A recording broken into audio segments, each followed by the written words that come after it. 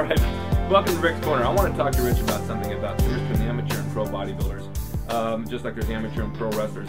There's a variation there, there's a difference there, there's pro cards, there's fees paid, and no one really knows what it's all about or why it's all about. But explain to us, from amateur to pro, what you have to do. You know, it's a long road. It's a lot longer than most people realize. You know, basically, you know, you start off in your local level shows. A lot of people start off at their teenage shows. You know, then they work their way up to the local level shows. Once you win a local level, then you go up to your national level, basically qualifying shows. So you're basically trying to qualify for a national show. Right. Once you win that, then you go to the national level. And a lot of people will hit the junior national level, which is like Junior USA, Junior Nationals. Then from there, they'll go to the national level. Okay. National level is where you turn pro. You know, we basically have 3 pro qualifiers. We have the USA, the Nationals, and the North Americans. Okay. And you know, that's where it takes. Some people spend 5 to 10 years trying to turn pro, just on the national level, not including all the stuff they did up to that point. Right. So it's a very long road, and you know, most of the people trying to turn pro don't ever turn pro. You know, it's a very long, hard road, just like wrestling. Yeah. You know, how many guys we know have actually went to Connecticut, stayed in the WWE training camp for a year, and then kicked out. 1 out of 5,000. Yeah, it's, you know, it's crazy. The road's very hard, very long, and the worst thing about it is that when you finally do turn pro, the reality hits, and you realize that, you know, there's not, you know, you assume that you're going to get an endorsement contract. You know, money's going to be coming at you. You're going to get paid to work out, and all your work is over. You know, now your life is easy, and you know, it's not that way. Well, you're right. Now, an endorsement contract.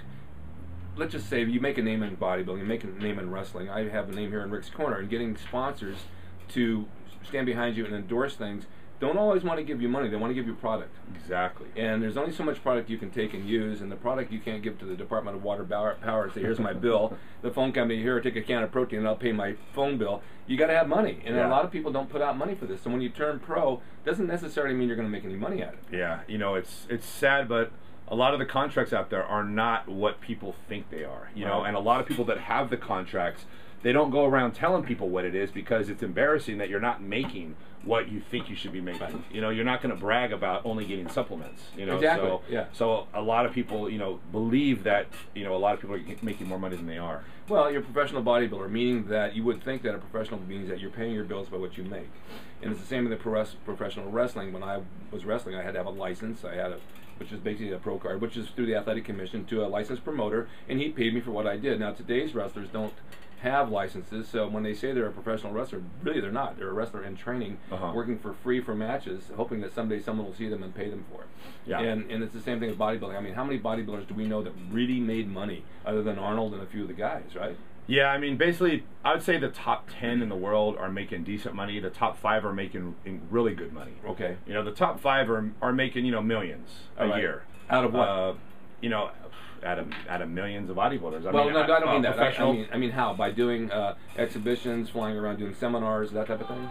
Yeah, I mean, the sponsorships for the top 5 are good. You know, right? They just, you know, this year actually was the first sponsorship someone's making over $1 million a year. That's a lot of money. Sponsored by a company. Yeah. And so that, you know, that is huge. Well, now that company is paying them, you're saying? Paying this one specific person over $1 million a year. That company has to make back about 4 times that in order to pay them, right? Yeah, you would think so. Yeah, you have, yeah. I mean, you got to. They got. You hope so. They're not going to give you $1 million and only make $500,000 that year.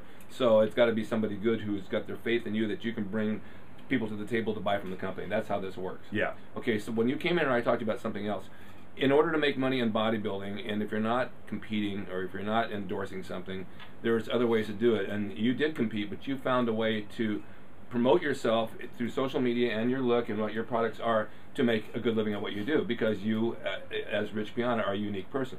Thank you. And I mean that as an extremely high compliment. Thank you. You have the look, you got the personality, you're probably one of the nicest guys I've ever met, you're very, very smart, you share your knowledge, you're giving back to the community with everything that you know, you're always accessible to people, they always come up and talk to you, you always talk to them. This is what made you a champion, right? Right. It's true. So because of that, when you promote yourself and you do events and you ask a certain fee to do something, you have products you sell, you make a good living at what you do. But not everybody can do that. So what would you suggest to somebody out there who says, look, I want to be a professional bodybuilder, keep your day job? Yeah, you know, the thing is that, you know, it's always thinking outside the box, you know. Absolutely. And the thing is, everyone continues to do the same thing we've always done. And as a bodybuilder, you know, the logical thing is to win more shows, and that's how you're going to make more money. Right. If I win this show, then I'm going to make money, and that's actually not the way it really works. You know, it's more about becoming popular. You know, it's more about getting your name out there. And what a lot of people don't realize is that winning this show, yeah, you won that show and you were the best in that show, but of the entire world, how many people are aware of you by winning this show? Exactly. Not very many. Nope. Maybe not even 1%. No. I can count them on one hand, and this one's a midget. Exactly. So you're popular in this little small pond, but you know the goal should be popular in the ocean. Exactly. You know, you want to be, and that's the misconception is it's all about getting your name out there. It's more important than winning trophies. Yeah, and definitely. A lot of professionals out there.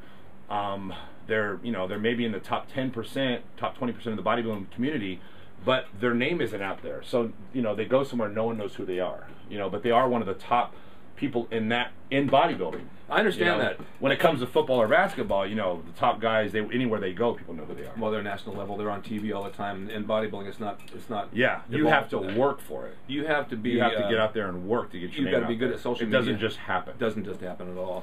And then and to follow that up, you got to have the personality, the charisma that people want to gravitate towards you and say, "Gee, I just really want to meet that guy." I have so many people who write to me from this show and say, "God, I want to meet Rich Piana. I want to meet Rich Piana." Well, you know, you're as only can be around as much as you can be around. You know, you got to have time to sleep and eat and do your other stuff. Right. But you do make yourself accessible, and that's what a true champion does, and that's why it's worked for you. And you've got a long way. You're going to carry this for many, many years to come. Hopefully, this is what I enjoy doing. So, I know you do. You have the passion for it. Yeah, you know that's important. Is you know if you're doing something you enjoy, you're going to be good at it. Exactly. And then so many people they go to the job and they come home and they hate what they do. I'm sorry, but people have to do that in life to get by. But if you have a passion like bodybuilding or wrestling, like I used to do, which I don't have now because I don't feel like taking bumps, but if you have that passion for something in life, follow your passion. It'll eventually come to you. Yeah. When I was about 11, 12 years old, my dad would tell me constantly, "You're never going to make money lifting weights. This is not going to do anything for you. You're never going to make money lifting weights." We all heard that. And the funny thing is that, you know, in my late teenage years, I started doing TV stuff, as you know, with you. So I started making a lot of money off of my body because that's why I was booking things, because of the muscles I had. Exactly. You know, so and then I got into this, and and it's funny because all along my life I made money because of my muscles. Exactly. So you know, it took my dad a long time, but one day he sat down and he said, "You know what? I got to tell you something." He goes, "I'm really proud of you. You actually did exactly what I said you couldn't do, and you made money off of your muscles." That's really nice. That's a nice compliment. My father died when I was 18. He got me involved in pro wrestling just by taking me, and then after he passed away, 4 years later I got into it, and my mom looked at me, she says, "Why would you want to do a thing like this? You don't need to do this." And my grandma, "You don't want to do this." And then they started seeing me on TV, and I heard them say, "That's my son, he's on TV wrestling," you know? So I actually proved to them that I could do it. Yeah. But it's like you know, you take something that you want to do, that you have the passion for, like bodybuilding got me into everything I wanted to do, got me into wrestling, got me into acting. We've done commercials and movies and all this stuff. We were able to do it because we had the passion to do it. And when the phone rang, said, "We need you down there right now," you run, you go. Yep. You know, I got a call, this is really funny, I got a call about a year or two ago from my agent. They said, "Listen, we have an audition for a commercial for you. Put on your posing briefs and oil up." No, thank you. I'm not doing that anymore. I won't do that again. It's time you live outside the box, but you go on to another level, do other things, right? Yeah, for sure. So, all right, that's pretty much answered all my questions.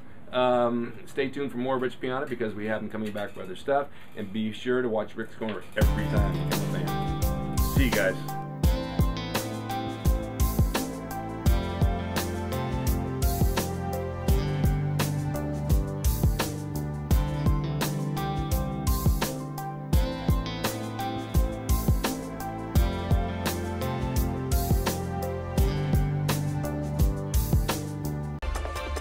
It's RickDrasin.com. He is the equalizer, baby. See you next time.